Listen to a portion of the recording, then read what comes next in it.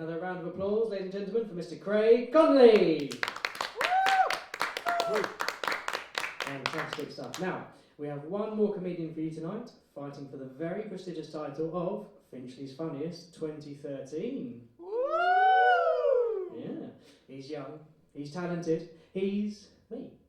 No, I'm only kidding. He's not as talented as me. Anyway, so will you please give a very warm welcome to Tommy!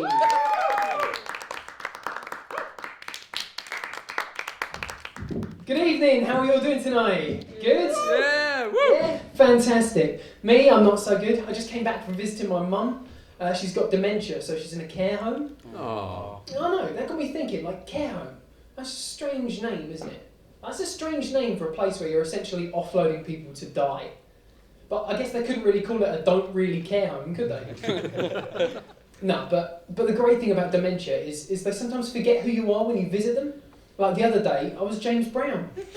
Last week, I was Barry Manilow. You should see the visitors logbook and reception. It's like a roll call for 80s pop stars. Pretty sure I met Rick Astley there last week. Hi Mum, how are you feeling? Are you not hungry? I was talking to the nurse last week. She said that you're not eating your food. She's very worried about you, we all are. Dad was asking after you actually. He wanted to come down and see you, but you know he's been so busy at work at the moment, and he's looking after the house as well. It's just a very hectic time for him. Sarah's going to come down and visit, but she's been held behind her work a lot recently. But she sends her love, and I've been busy too. There's a stand-up comedy competition going on this week. Yeah, I'm going to enter it. Yeah, I know, it sounds awesome, right? I'm having a bit of trouble getting my routine together though. You know, I can't find any inspiration. I've tried a few jokes out on Sarah, but she's not really liked any of them, so I'm gonna have to go home and get you some new clothes, aren't I? These are looking a bit worn out. You know, it's a little bit nippy here, isn't it? I'm just gonna put the heating on. We don't want you freezing, do we? So I've been doing a bit of research, you know, Wikipedia in there, and it turns out that dementia's hereditary. Did you know this? Yeah, apparently the nurse at the care home told me last week, but I don't remember that. But I learned from an early age that there are various stages to dementia. I used to play this game at Christmas time, and I'd try and guess what was going to be on the dinner table at tea time. One year it was a turkey, all the trimmings, it was delicious. And the next year it was the cat, trimmed. The year after it was my dad. Yeah, but he's an alcoholic, and he's got a bit of jaundice, but I just like to pretend he's a character from The Simpsons. It could be worse, He could have dementia. No, he told me once, he said that I have a lot in common with his liver. He said we've both failed him. No, he's good, he never hit me or anything. But I'm pretty sure that's only because he didn't know which of the 5 me's standing in front of him was the real one.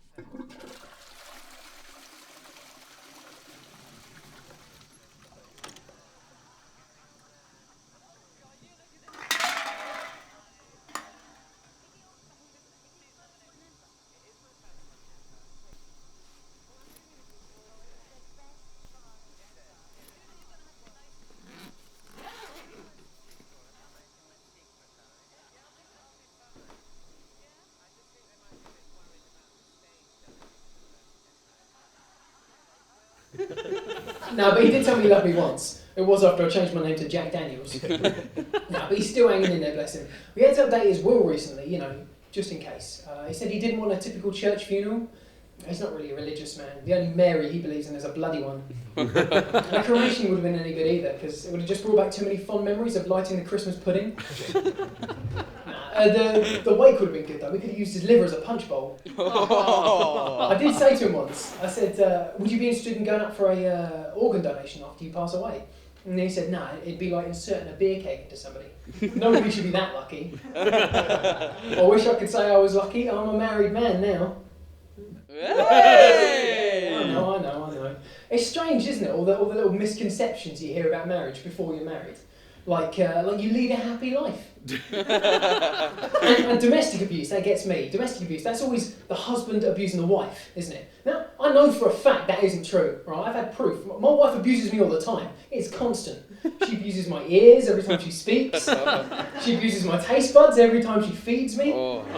Seriously, I had to lock her out of the kitchen once because I thought she was trying to poison me. You know what she did? She broke the door down with a homemade loaf of bread. She once served me up a light bulb on a plate because I asked for a light snack. Okay? No, I am saying that. Like, she's got some flair in the kitchen. Well, I mean, we needed it after she served me up the light bulb.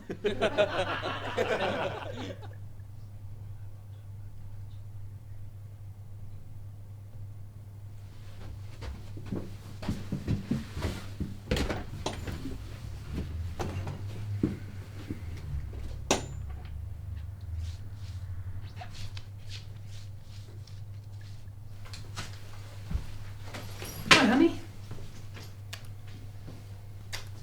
What was the electrician doing here? There was a problem with the fuse box. Again? I mean, that's the third time this week. Does he know what's wrong with it? He didn't say. That's a good job we're not paying for call-out charges.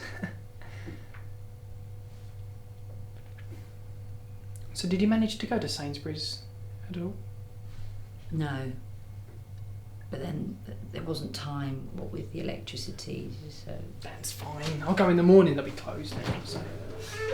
So what do you want for supper? I can order Chinese if you want.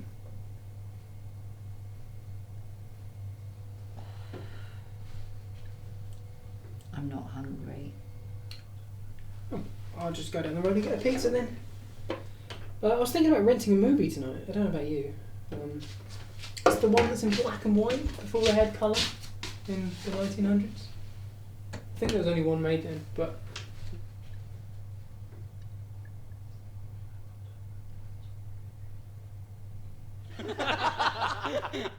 And sex? Not for me, thanks. I'm married. Hey. No, seriously, every night she puts up a wall. Never mind getting my leg over, I can't even see over the wall.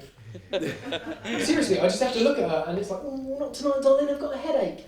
And if it's not her head, then it's something else, her neck, her back, her legs, her spleen. Don't get me wrong, we did have some great sex last night.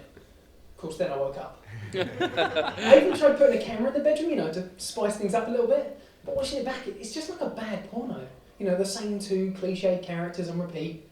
My wife and the electrician. Oh. No, don't get me wrong, there's no love lost. Right, there's no love to begin with. Oh. I suppose I am lucky in a way leading such a life. It gives me some great material. It's a good way to exercise your demons. What? Cheaper than taking them to the gym. They do say, you should always look on the bright side of life. I just kind of feel like my bright side's run out of batteries.